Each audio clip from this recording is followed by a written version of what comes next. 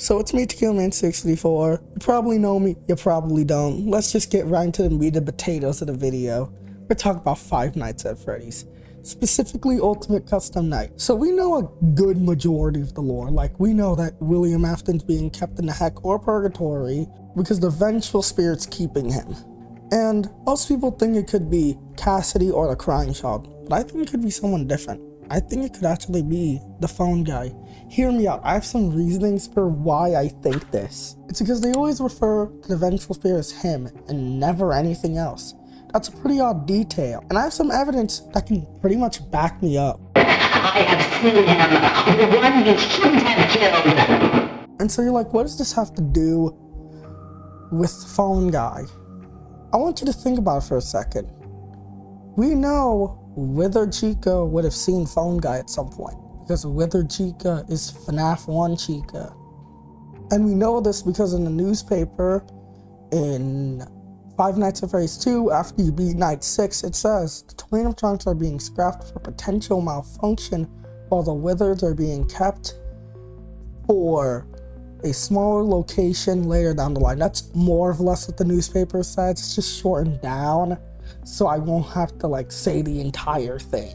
And so yeah, that makes Withered Chica from Five Nights at Freddy's 1, meaning she would have seen Phone Guy. Boom, done. There doesn't need to be any more discussion on that.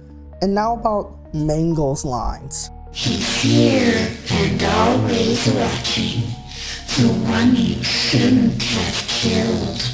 Let's think about for a second, what does Phone Guy do in FNAF 1 as the night guard before you? Watching the cameras. He's always watching. And you're probably like, how is the Phone Guy the vengeful spirit when William Afton wouldn't have ever killed him?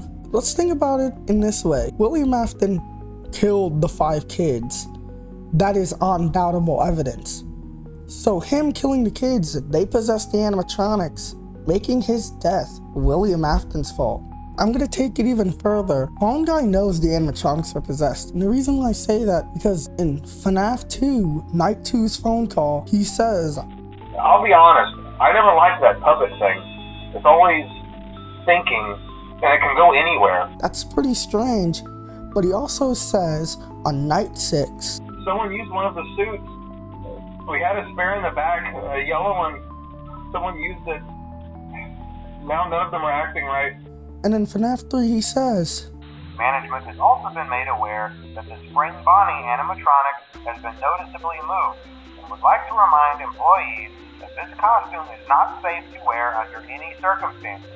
He may have not have known who William Afton was, but he known that someone killed the kids.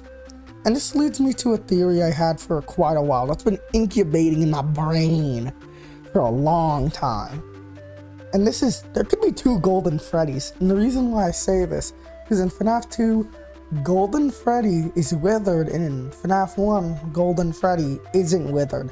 That's pretty dang weird. If these are supposed to be the same animatronic, why is one withered and why is one not? Why would they proceed to refurbish Golden Freddy, but then never actually use it on the stage? It just doesn't make sense. But what if we think about it this way? Golden Freddy in FNAF 2 is Fredbear from FNAF 4. And the reason why I say this is because Fredbear in FNAF 4 has teeth on the top and teeth on the bottom, which Fredbear from FNAF 2 has. It would make sense why he wasn't being used and why he's out of commission. Because he accidentally bit a child. And the Golden Freddy we see in FNAF 1 could just be another spring-lock suit, but then they put it into the back room because of the bite of 83. That makes a lot of sense when you think about it that way. What I'm trying to say is Golden Freddy from FNAF 1 is the phone guy. And that would make sense because he says, it's me, the phone guy, calling out to help that never came. And that's why in FNAF 1 you would have to flip up the monitor to get rid of Golden Freddy. It's because that's something Phone Guy would have done as the night guard before you. And now that we have that all out of the way, Now we're gonna talk about Fredbear's voice lines in Ultimate Custom Night. Be warned, Fredbear's lines are kind of garbled up, so I'm gonna report what I heard.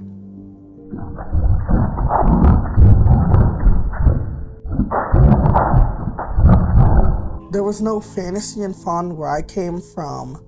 Let's find the right suit for you. And the reason why he would say there was no fantasy and fun where I came from, because he died in that location. There would be no fantasy and fun because he's suffering there.